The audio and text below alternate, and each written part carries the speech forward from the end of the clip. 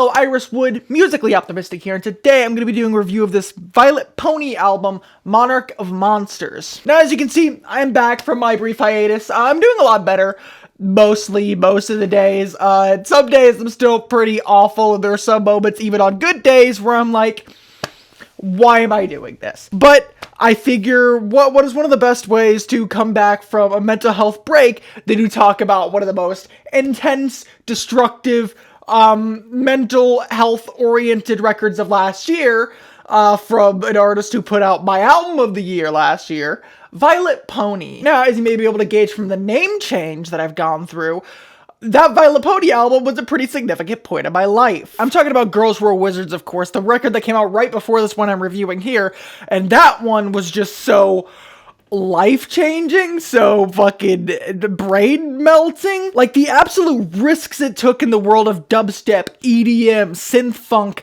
Vocaloid in a couple tracks, absolutely game-changing, mind-breaking, and even the ambient interlude in the middle is just an absolute beautiful way to transition from one half of the more dubstep, hardcore elements of the into the more vocal-centric, almost synth-pop elements of the second. It's a beautiful record that I get more and more out of the more that I listen to, and that is easily makes it one of the best albums of the decade, in my opinion. And so, because of my massive love for that record, and it being the final step in me realizing that I am trans, because I had been, questioning and experimenting with that before, but this record was legitimately the last thing that got me to be like, yeah, this is me. I'm getting on hormone therapy as soon as I can be, and I'm doing a lot better, and I'm feeling hot as fuck sometimes. And so, whenever Vylet Pony announced her next record, Monarch of Monsters, and started releasing singles like PEST and Play Dead, of course I was excited. But despite the teasers being as incredible as they were, and as rock-oriented as they were, and even as intense as Play Dead was, I cannot say that I saw Monarch of Monsters coming. First off, this thing is far darker than not only Girls Were Wizards, but every record Vylet has released before this. I'm not saying I've listened to every Vylet Pony release that she's put out, because, oh my god, she has so much, but I've gone back to her key releases like Cutie Marks and Creek Flow, and nothing on those records hinted towards the absolute brutality, the self-hating nature, the themes of sexual assault and violence, and just absolute self-loathing that is on this record here. Now, first thing I want to get into with this project is the cover art, and I really just have one reason why. This thing stirred up a lot of controversy for reasons that may be obvious if you haven't listened to the record itself. To the untrained eye, or to anyone who hasn't actually listened to the themes and lyricism of the record, this may just seem like furry content. And this may just seem like an eccentric thing for furry music and brony music and shit. But anyone who throws out arguments like that are not listening to the content on the record, are just looking at the cover art and just dismissing it because, oh, this is some furry brony shit. I don't want to touch this. I literally made a joke about how people would probably discard Girls Were Wizards when I put it on my album of the year list, so that when it does pop up on second or first place on my year-end list, people aren't being like, what the hell is this and why is this here? Because yeah, just based off the cover art and maybe the album title, some people may be wondering, what the hell is this and why are you talking about this? But this album is even more that, because this record somehow was a big breakout moment for Vylet Pony. It is currently a top 10 album on Album of the Year for 2024, has like several thousand reviews, and that's way more than any of her previous albums. Like, this thing is easily the highest rated and most widely received record that she's put out, and honestly, Girls Were Wizards was right there. Why didn't you guys love that one? And so, since this thing reached a whole lot more people who aren't in the furry fandom, who aren't in the My Little Pony fandom, who aren't even in the underground indie queer music fandom, of course you had people, fucking normies out here, who saw this cover art and just wrote it off as attention-seeking, as just shock value. But honestly, even if you didn't listen to the album, if you have eyes, you can see that this is not a moment of pleasure. This is literally an active assault that is descripted on the record, track after track after track. Like the track Princess Cuckoo, or Cuckoo, I can't fucking read apparently. You get lyrics that directly talk about this. Give me a reason to live. Make me your deathbed sorrows. Isn't this how you grow up, as you fuck me and tell me to shut up? And obviously moments like that aren't the only instance where it talks about this, because this is the main theme of the record. Acts of sexual assault and exploring the aftermath and crumbling and self-hatred and just destruction of your own perception of your thinking you're unlovable, thinking there's something wrong with you. Just absolutely the mind-breaking emptiness that comes after a devastating traumatic event like that. Like the second track here, Play Dead, which is one of the singles, one of my favorite tracks from the record still. If Vylet continues to do this noise rock dance infused thing, which this record is a very big step away from the light, airy dubstep, synth pop stuff that she was doing before. This is very much a noise rock record. I don't remember if I said that. This song, when it first came out, I was like, there's some hints of like darker stuff here, but I really love the intensity of the chorus, the intensity of these big fat riffs, but lyrically, it's not the most intense thing.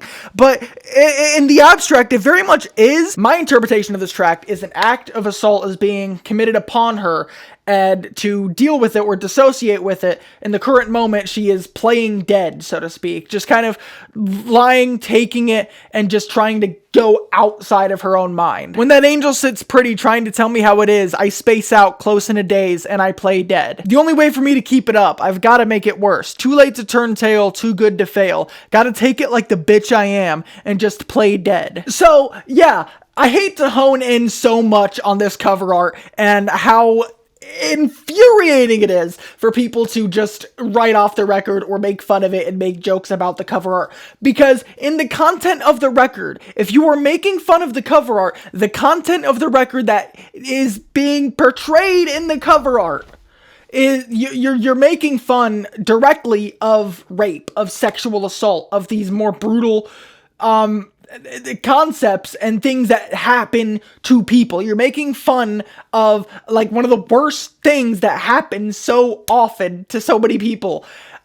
So like, that's the cover art out of the way, and honestly a lot of the themes out of the way, because one of the main reasons that it took me so long to make a review for this is not because I didn't have anything to say, because I really did. I think the themes of this record are nightmarish, the writing is nightmarish, the production is also next level, but as someone who hasn't experienced these issues head on, and like I haven't had these things happen to me, I feel a little wrong giving my own perspective and breakdown on the themes very heavily discussed on this project. It's like if I were to try doing a review of To Pimp a Butterfly and having to break down how it relates to the Black experience and police brutality and all this stuff, and it's not stuff that I've personally related to, even though I can see parallels with other things, and I can relate it to other experience that I've had in a tangential sort of way. I can't really give a first-person perspective on the issues on this record. So for the longest time, I really wrestled with how I would talk about this album best. And after listening to this project again and again and again, I think that it's best to just tell you how it makes me feel, the certain passages that I love, certain passages that I think could be improved upon, because apparently this record did do numbers for Vylet Pony. Really got her name out there for a lot of people who aren't familiar with the scene, who aren't seeking this kind of music initially, because yeah, this is very much a change of pace for Vylet Pony sonically. It's a lot more noise rock, industrial rock, art rock in some passages, like the intro track here, Pest, with his big sound palette of saxes, piano, and an almost shoegaze flair on the choruses. This track here would not have fit on any of her past releases. So of course its big display and soaring vocals of "You've Been..."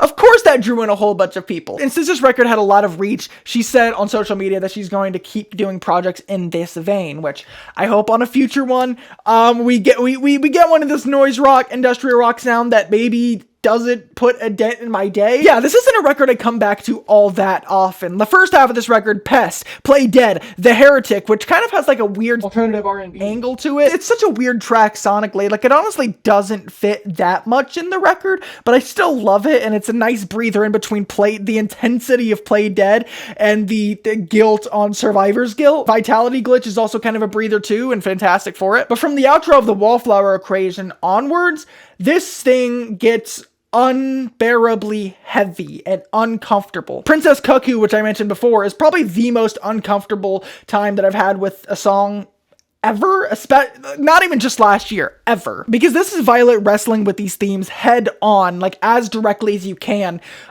feeling like a sacrifice at the altar, feeling like she has to give up a big part of herself because of a big trauma and event that happened to her. And then the following sludge, which is 22 minutes long, is this giant, noisy, drony epic. Like, yes, there are points where it jumps up in intensity and it jumps back into a groove and you get some sort of stuff that's easily, you can grab onto it as like a ledge. But for the most part, you are just being drugged through the sludgy mess that is going on in her head. This song is a lot. And the same can be said for the Wallflower Equation, but that one has points that feel a lot more victorious. Like, there are explosions of saxes and stuff on this track that feel almost Black Country New Road, but with an anime type twist. You know what I mean? Like the anime opening themes that feel all fun and victorious and like epic. You know what I'm trying to say. Sludge is very much at the opposite of that, and it's almost double the length. And things don't really get much lighter on Revenge Fantasy, even though it is the moment on the record where we get the legendary "The music never stops, no"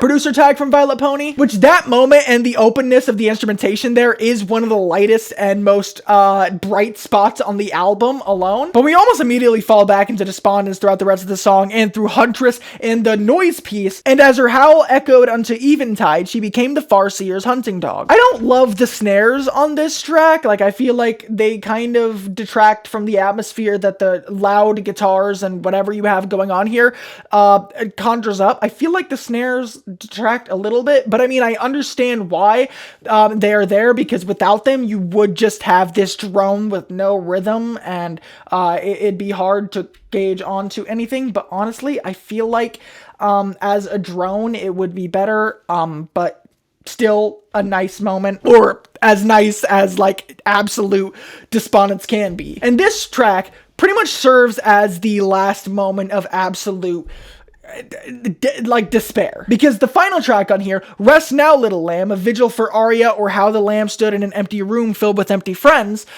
is very much a moment of quiet, a moment of peace, a moment of resolve. That is one of the prettiest tracks Vylet Pony has put out to date. Like, I would almost compare this to the outro of Lingua Ignota's Sinner Get Ready record, because after all these tracks of absolute despair, of self-loathing, of wrestling with these feelings of abuse and worthlessness and trying to put yourself back together, this outro serves as a meditation and respite from that, and saying things could be better, everything could be on the up and up, we could have stuff going on in a lighter way soon. There are brighter days ahead. And honestly, if the record didn't end in a bright spot like this, I don't think it would work as well as it does, because the first half of this record, great, fun.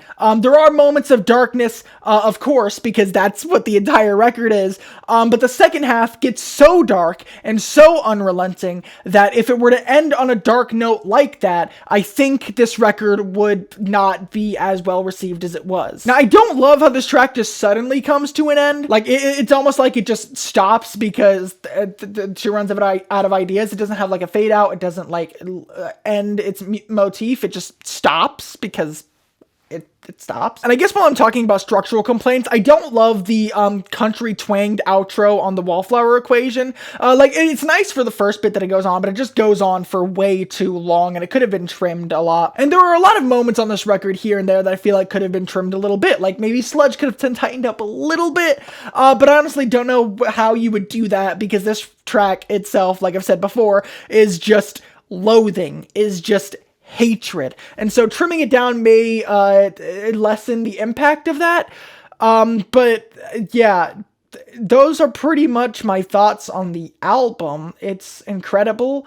It is mind-breaking. It is day-ruining. Don't listen to this if you're having a good day. And for the most part, I do think it is on par with Vylet's previous work. The highs are some of the highest of last year, and honestly, if Vylet were to continue with the sound like she said she might on a future record, I hope that she outdoes herself. I hope that the next record is not as brain-breaking and not as life-ruining, because this project is a lot not just thematically, but sonically, because the noise on this record is impermeable. And honestly, the utter brutality of this record, amazing. But it does tie into a pretty key issue, which is that most Vylet Pony records are an hour long. This sort of sound for an hour is a bit much. This album is so loud and so unrelenting that to some, taking a bite out of this may feel like a nightmare. And I mean, to an extent, that's kind of the point. And that is why ultimately I did decide to put Girls Who Are Wizards as my album of the year,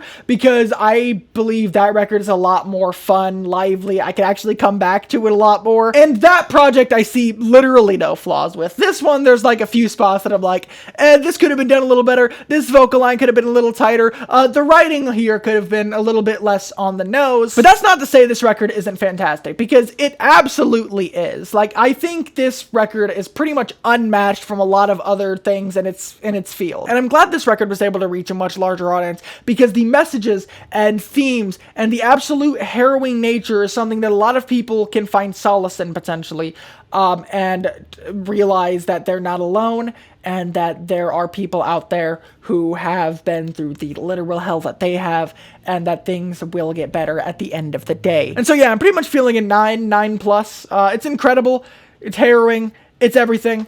I can't wait for her next record, Love and Pony Step, which should come eventually. I honestly was thinking about not doing this review because I had done it so late. This record came out in November last year, but Love and Pony Step still isn't out.